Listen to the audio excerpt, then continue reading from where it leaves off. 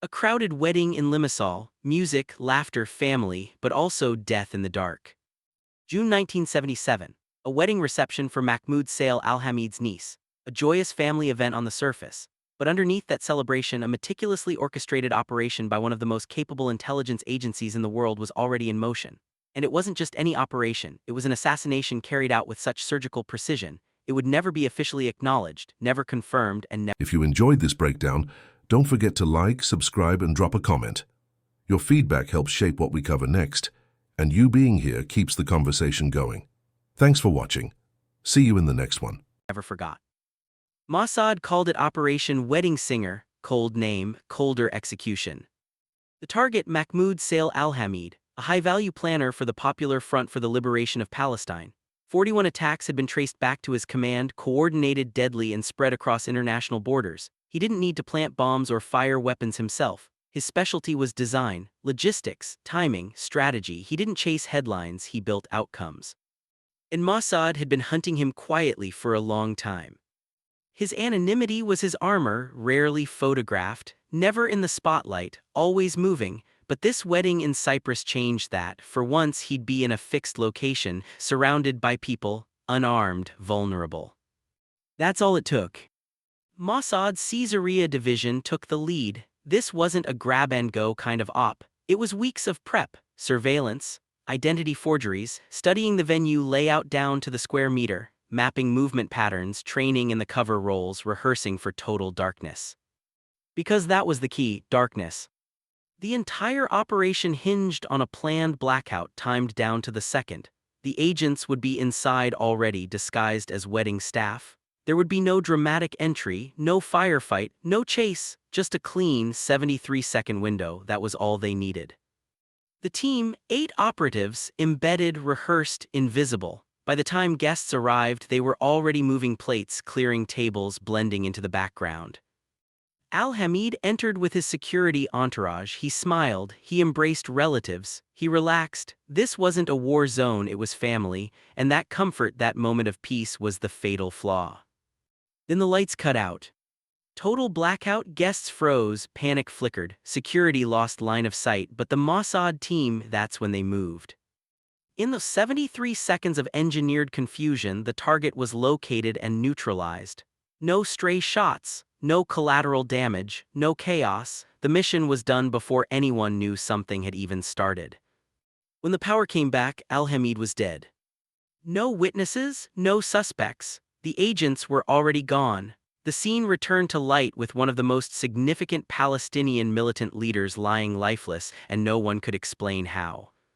Cyprus launched an investigation. Nothing came of it, no forensic evidence, no traceable presence, no public outcry because nothing could be proven. The case was quietly marked unsolved.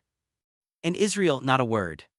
The aftermath didn't end with one death, it spread. The psychological impact inside Palestinian militant organizations was immediate. Security protocols tightened, leaders canceled public appearances. Personal events were reconsidered, movement across neutral zones slowed, trust eroded. The message wasn't just that Mossad had eliminated a key planner. It was that they had done it in a setting no one thought could be touched. This wasn't a battlefield, it was a wedding. And now, even that was no longer sacred. What followed was fear, not just the kind that makes people look over their shoulders, but the kind that changes organizational behavior. Every staff member became a potential threat, every event a possible setup. Leaders withdrew, their sense of personal safety shattered. The paranoia wasn't exaggerated, it was justified. And the Israeli side. While the mission was a tactical win, it sparked real ethical debate within Mossad. Executing a kill in a civilian venue came with extraordinary risk. There could have been unintended casualties. Any misstep could have led to international fallout, but the mission had gone off perfectly. And that perfection, ironically, became part of the problem.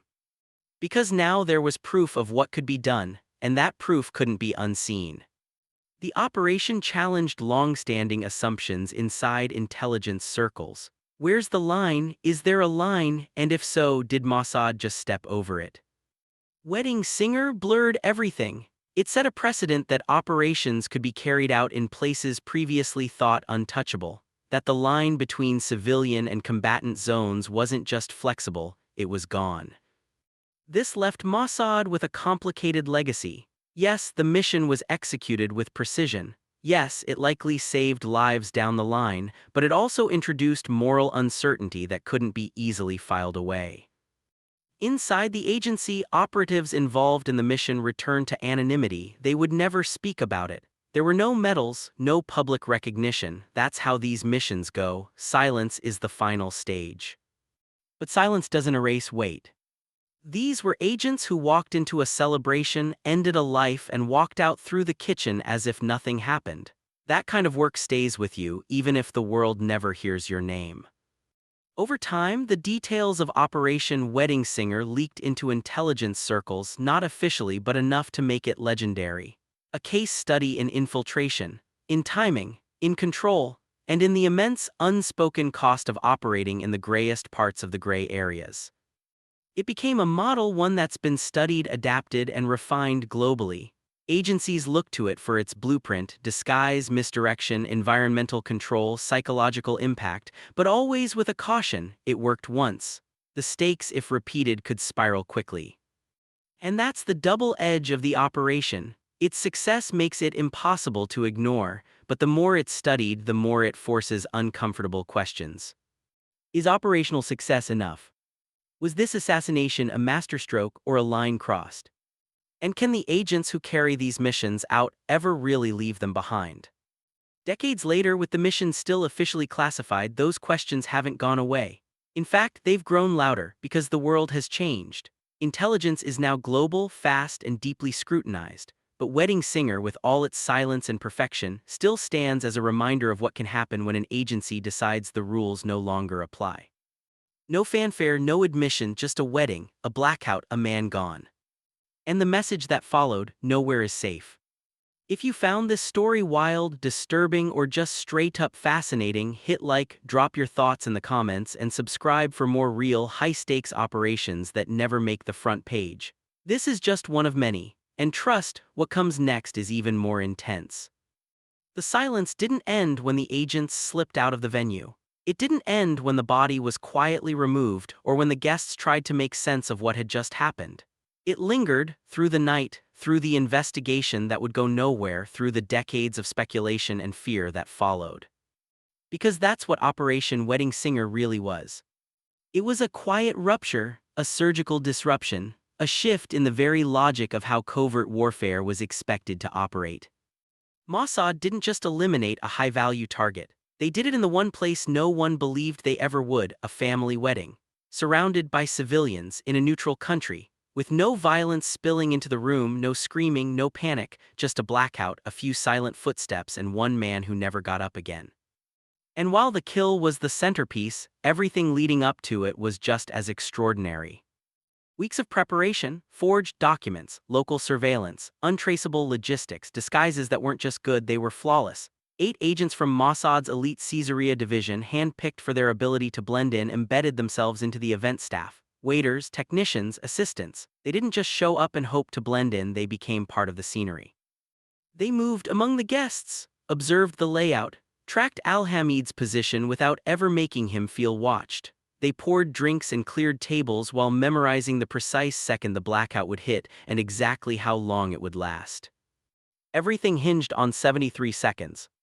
That was the window between the moment the lights went out and the moment the emergency power kicked back in.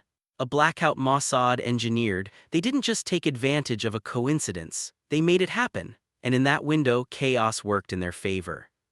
Security froze, the guests froze, no one could see, no one knew what to do. But the operatives did. They had drilled for this. Their roles were mapped out, their escape routes rehearsed. Their nerves, tempered by hours of muscle memory and the absolute clarity of what had to be done. And in the darkness they moved. No one saw them approach, no one heard the moment it happened, and when the lights came back on, Mahmoud Sail Al-Hamid, the man who had planned dozens of deadly attacks, was dead, and the killers were gone. It was clinical, it was terrifying, it was effective. The immediate aftermath was confusion. Some guests assumed he had fainted. Others feared a heart attack, but there were no signs of struggle, no wounds visible, no blood, just silence, and still no one had seen a thing. Cyprus, caught flat-footed, launched an investigation. They never got close. No suspects, no leads, no motive they could prove. There were no traces left behind, no forensics to run. The body was returned, the case quietly closed, and the entire operation buried beneath layers of diplomatic discomfort. And Israel, as expected, no comment, no claim, no leak, nothing official. The event became an unconfirmed ghost story, but within intelligence circles there was no doubt. Everyone knew who had pulled it off, and everyone knew what it meant. This wasn't just a warning, it was a paradigm shift.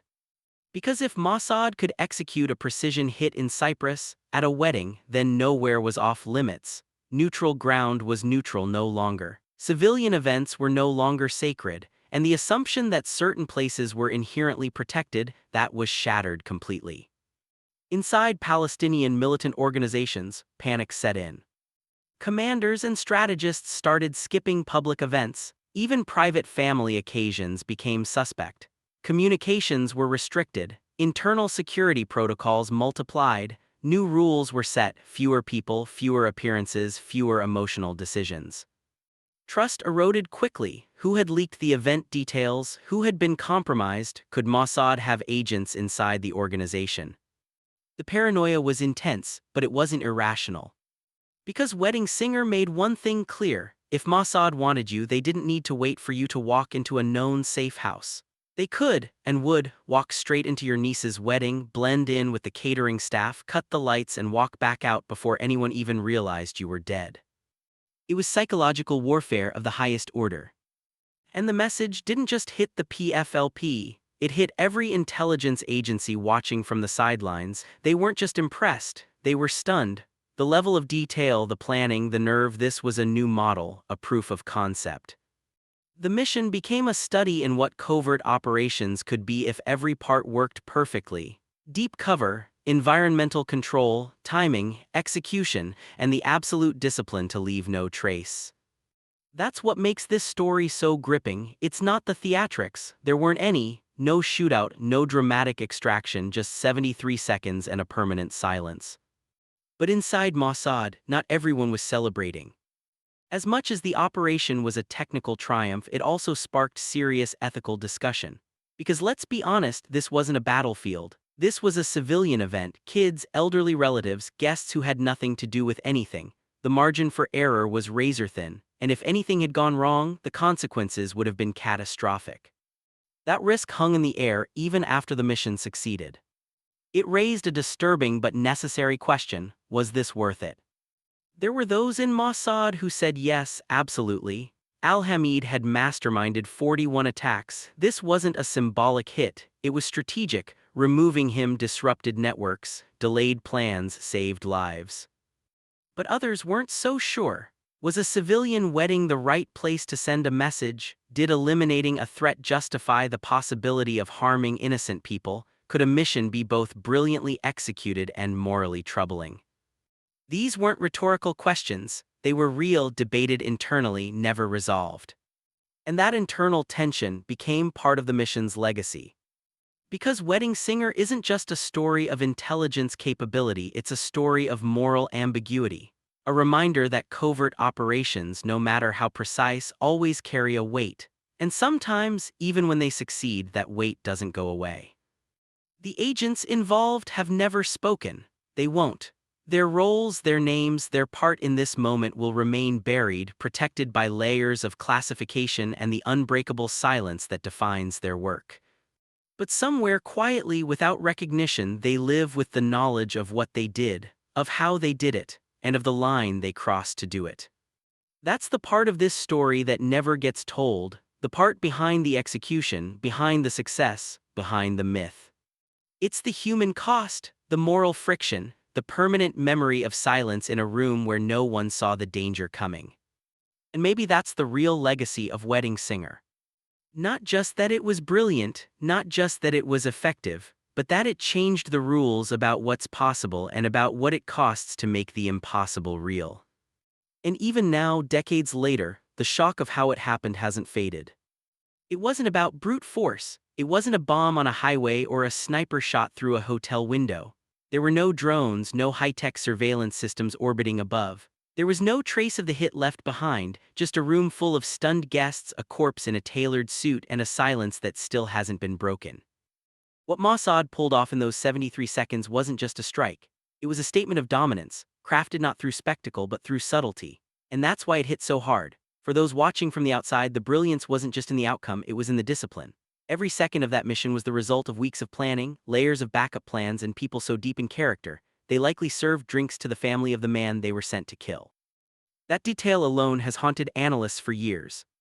Because if Mossad could place 8 agents into a civilian wedding, without arousing suspicion, without triggering security, without being detected during or after, what couldn't they do? Who wasn't safe? And more importantly, where wasn't safe? That's the fear wedding singer seeded. The fear that changed the way intelligence agencies planned, how militant groups operated, and how neutral zones were treated. Cyprus had been a comfortable loophole, a place where militant organizers could meet under the radar. Its neutrality made it useful.